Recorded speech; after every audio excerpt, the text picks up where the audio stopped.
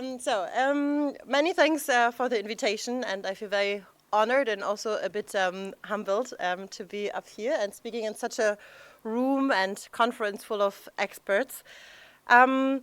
So what I will do in the next 13 and a half minutes is, I think we heard a lot yesterday and also this morning about Gülen's vision, about his philosophy, ideas on education. And now I want to take you with me from India, across the Indian Ocean to Tanzania, actually a route that is a very historical route if we think about all the connectivities anyway among the Indian Ocean, but that's another topic. So I invite you to come with me to the messiness of the everyday life, and the messiness, what happens if you have this educational philosophy, if it actually gets materialized in everyday practices in of a school. So here we are. It's a picture of Dar es Salaam and Feza Girls, where I conducted my research. So since the end of the 1990s, there are around 110 Hizmet schools that have been opening on the African continent. And this was, interestingly, a development that intersected also with developments in education in many African countries. There was ongoing privatization policies. Pardon? I know it's not ideal, but I don't have it printed. Okay. Can we just put it on the floor, maybe? I don't step on it.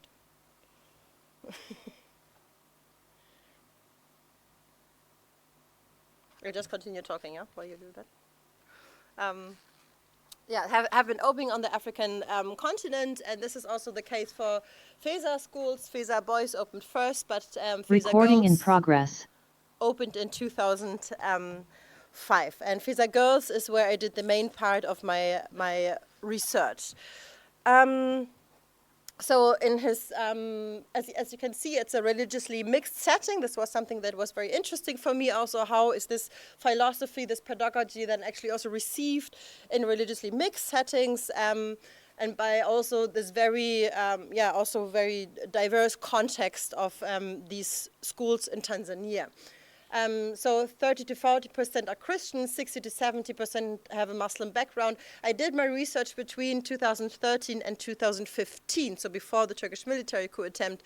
So this maybe to keep in mind, these numbers also might have changed. I did 14 months of ethnographic fieldwork, and then I did shorter research trips to also see what actually changed also after 2016. In the school, but also in the way the movement is active in Tanzania. And my research encompasses lots of different groups in and around the schools. So as I think you're very aware of, is that education is really at the core of Hizmet, of Gülen's teaching also. It's very, very important for him. And in several of his writings, he underlines the role of a teacher. I read one of his quotes. He says, "The good school is the holy place where the light of the Quran will be focused, and the teacher is the magic master of this mysterious laboratory. The only true master is one who will save us from centuries-old pains, and by the strength of his wisdom remove the darkness covering our horizon." I will not go so deep into Gülen's philosophy on education here. I think what is interesting is, and was also interesting for me to look at, is how also his way he writes on education that initially was very much also shaped by the way the movement started. So you had, first of all, more writings also where he emphasizes the idea that education should be also inspired by Islamic principles of moral upbringing in order then also to remoralize societies. Of course, also was a response to the radical secularization policies of the time in Turkey. And then, as you could see, as the movement went global, especially in the 90s, also the way he talked and thought about education changed, because of course his philosophy then had to be adapted to very diverse contexts worldwide, and also to contexts, religiously mixed contexts, or where you don't have any Muslim students at all. So you also see there was this universalization of his educational philosophy. And this way, there's certain ambivalence, how I call it, or let's say call it maybe flexibility, that you say there are certain values, they still can be related to a certain Islamic core, but they don't have to. They are also universal. So there was this certain flexibility that was a base, and I would say it still is, for Hizmet schools, and that also enabled then the Hizmet pedagogy to operate in very religiously mixed settings, and also through persons who do not have this particular Hizmet background at all. So at Feza Girls, teachers were particularly responsible for the moral education of the students, and this was done in very diverse ways. So first of all, there was a class called Social Ethics. It was a weekly class offered, and it was taught once a week, where the teacher would address ethical values in very broad and universal terms, but there were also tea programs, chai sate, I think maybe some of you are probably aware of them, that were taught in smaller circles. And these, I think, are very important occasions, not only for teaching or for but really also for building relationship and also for emotional bonds. And this is something I think is very important to think of also. The role as a teacher is somebody who also makes these emotional bonds. And if you then also look a little bit of biographies, these bonds are also something that are extremely important for those who go through these institutions. So at Feza, the time when I have been there were different groups of chai sate. And they correspond very much, the content corresponds very much to the ideals of Hizmet, but here again, the way they were related back to Islamic background was very diverse. So you would have Islamic groups that would also have Islamic content in their chai sate, but in the religiously mixed groups, and also you would not have this Islamic content. It would be rather about more general things that would be addressed and discussed in these kind of context. And yet, and another aspect that is very important for the Gülen for the pedagogy of Hizmet, I would say, is the concept of temsil, the exemplary behavior of the Hizmet teachers. And this is what I try to analyze with Pierre Bourdieu's and Jean-Claude Passeron's concept of implicit pedagogy, where you don't have a pedagogy that is less understood as the explicit articulation of doctrines or a set of moral codes, but rather it's embodied. It's the moral principles in this context that manifest themselves in the practice that is imposed. Imposed rather, this, I'm not so sure if it's fitting well to the context, but it still manifests in the practice that is here, you could rather say, is set as an example. This is something that the teachers would underline. So you very often teachers would tell me that they are related their ethical conduct to the Hizmet values, for example, proper personal hygiene, female modesty, certain separation of gender, and they would also articulate this Islamic basis towards the Muslim students, but they would underline the universality of these moral codes vis-a-vis Christian or non-Muslim students. So again, you would find this kind of flexibility.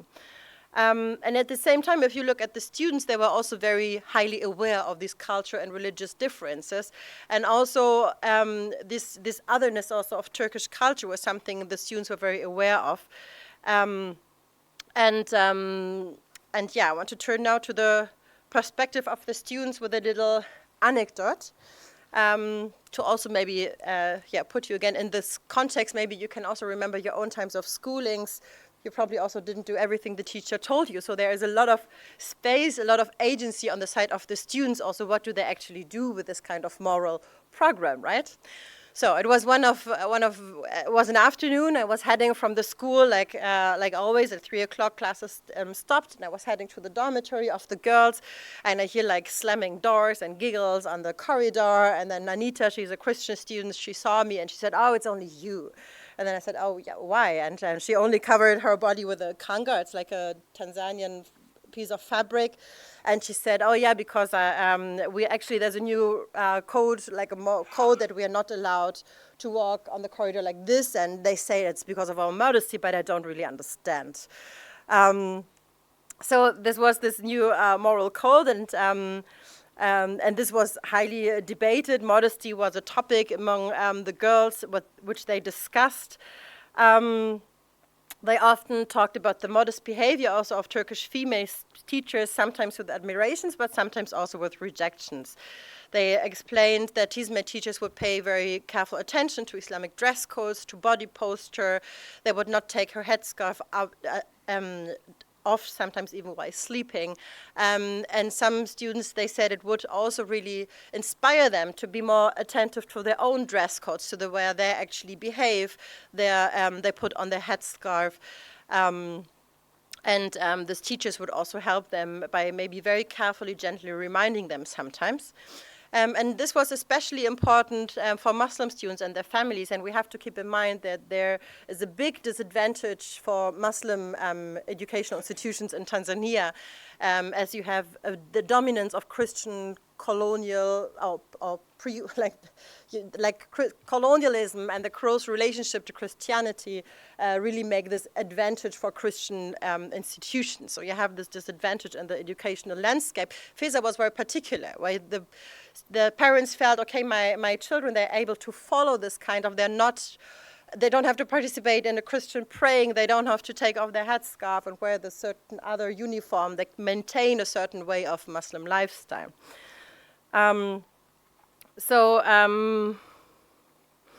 However, this religiously and culturally mixed context of Feza, the moral values, they were also highly contested.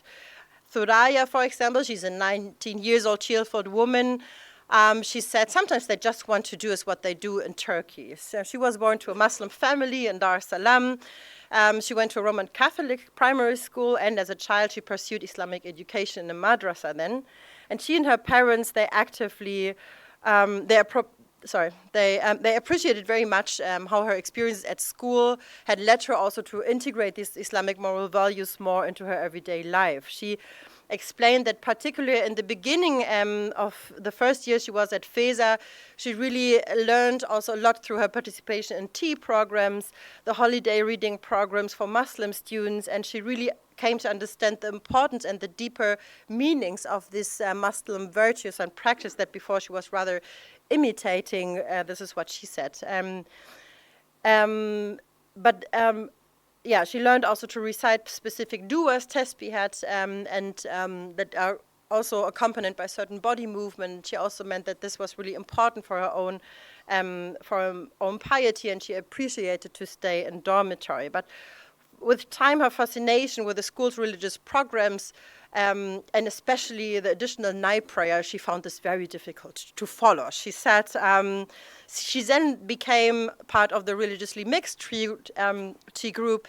She said, okay, I know we have to be giving, we have to sacrifice, but I love to communicate. So I still pray, but I really also want to have fun. Thuraya stressed that she was thankful for the Islamic moral education she received at Feza Girls, and that she had learned how to live as a Muslim woman. And at the same time, she was also upset sometimes about this dominance of Turkish culture and the strictness that she felt sometimes at everyday life at school. So what I want to say with this is I don't want to measure so much the effectiveness of Hizmet pedagogy or not. For me, that's not an important question. For me, rather, what is interesting is to keep in mind that this educational philosophy unfolds in a virality of different contexts where these values are, of course, also contested, and where also you find, of course, students who have their own agency and also integrate this in their everyday life and their biographies. And I think this is not particular for Hizmet schools. I think this is true for every kind of schooling. To conclude, I just want to put out that moral learning is always part and parcel of an intersubjective, intercorporal, and self-reflexive encounter between and among students and teachers. And also it's important in my opinion to also look at the ambivalences within the pedagogical process, as well as the fluidity and also discontinuities of moral learning. And I think there are various studies, anthropological studies on moral self-formation in educational settings, and they really also show that children and youth, they actively construct their moral self-hold, and they don't only absorb certain pedagogical programs. So for example, Thuraya, she really wishes to live as an Islamic woman, but she also wants to have fun with her peers. She considers herself communicative and cheerful, and it also just points to the multidimensional nature of selfhood. And at the same time, the way students navigated the process of moral learning and the framework of the diverse social, cultural, and religious fields at Feza School, it also illustrates the ambiguity and friction that are, I think, very implicit in the wishes to lead a moral life. So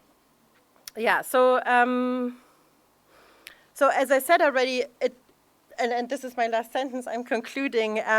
So while the moral education they offer at the school binds, of course, Feza schools to the greater moral mission, the greater Islamic mission also of Hizmet, and it's very central for Hizmet followers. But it's experienced in very diverse ways by the students. So they're very important for understanding the background, the philosophy of these schools, and the global network that is embedded in the funding structure, the motivation of some of the stuff. But they can also play a much less relevant role for the implicit and explicit appropriation of values by the students. Thank you very much. Thank you.